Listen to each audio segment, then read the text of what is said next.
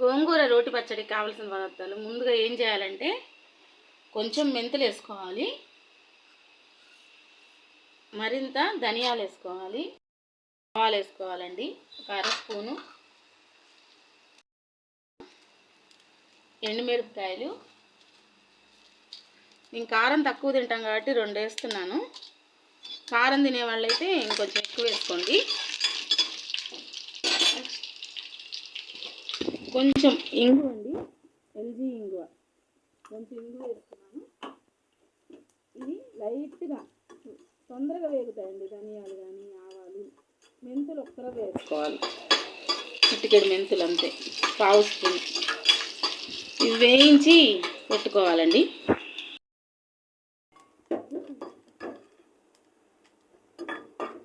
వేయించినంతా తీసి పెట్టుకోవాలి ఫ్రెండ్స్. ఇప్పుడు నా దగ్గర మట్టి బాణలు ఉంది, తీసుకొని కొంచెం ఆయిల్ వేసుకున్నానండి.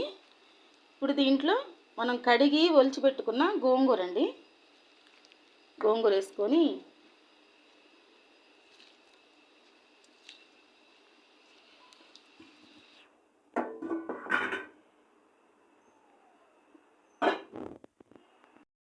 సాల్ట్ వేసుకొని పసుపు వేసుకోవాలండి. ఇంత చింతపండు వేసుకోవాలి, వేసుకొని మగ్గించుకోవాలండి మూత పెట్టుకొని. ధనియాలు కొంచెం మరింతను, మెంతులు కొంచెం, ఆవాలు కొంచెం వేసుకున్నాం కదండి. మళ్ళీ ఇంగువ, తర్వాత ఎండుమిర్చి వేయించుకున్నాం కదా, ముందు ఇవి దంచుకోవాలండి.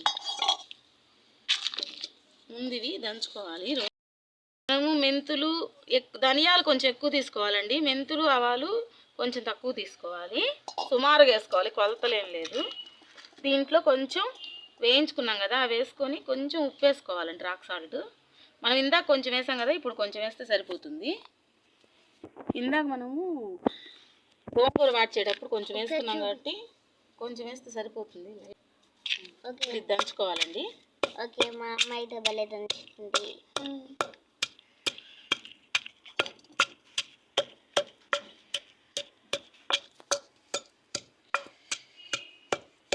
ఇట్లా బాగా ఇట్లా నూరుకోవాలి, బాగా మెత్తగా దంచుకోండి. ఇంకొంచెం వేసుకున్నా బాగుంటుందండి ధనియాలు.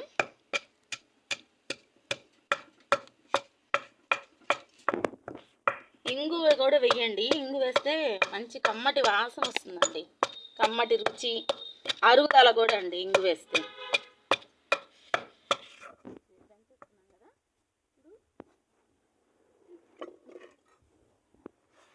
మనం ఇందాక పసుపు కొంచెం చింతపండు వేసి నూనెలో మార్చి పెట్టుకున్నామండి గోంగూర.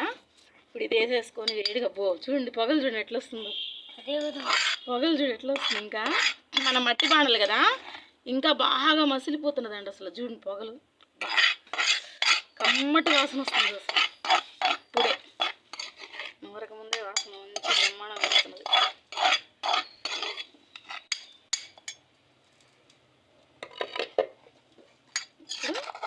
ఈ గరిటె ఇదంతా ఇట్లా తిప్పుకొని నూరుకోవాలండి.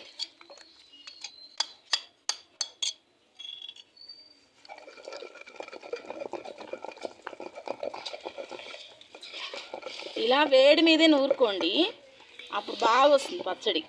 చల్లారాక కాదు, వేడి మీద ఇలా నూరుకుంటే బాగుంటుంది, నలుగుతుంది. అసలు నూనెలో వేయంగానే గోంగూర లెక్క అయిపోతుంది కదా. ఇది ఎర్ర గోంగూర అండి, చాలా టేస్టీగా కూడా ఉంటుంది. ఇది ఫ్రిడ్జ్లో పెట్టుకుంటే వారం రోజులు కూడా నిల్వ ఉంటుందండి ఈ రోటి పచ్చడి. మీకు రోటి పచ్చళ్ళు అన్నీ చూపిస్తాను ఒక్కొక్కటిగా. ఇష్టమైన వాళ్ళు చేసుకోండి, ఓపిక ఉన్న వాళ్ళు. మిక్సీలో కంటే ఇలా రోట్లో నూరితే చాలా టేస్టీగా ఉంటుందండి. ఎంత బాగా వచ్చిందో గోంగూర పచ్చడి, ఆంధ్రమాత గోంగూర. దీంట్లో గోంగూర కలుపుకొని ఉల్లిపాయ నంచుకొని తింటుంటే బా సూపర్గా ఉంటుందండి. ఎట్లయినా మన భారతదేశం గొప్ప దేశం అండి. ఇలాంటి రోటి పచ్చళ్ళు మనకి ఇక్కడే దొరుకుతాయి, ఫారెన్లలో ఇలా ఉండవు కదండి. చూసి టేస్ట్ ఉంటే ఎలా ఉందో చూసి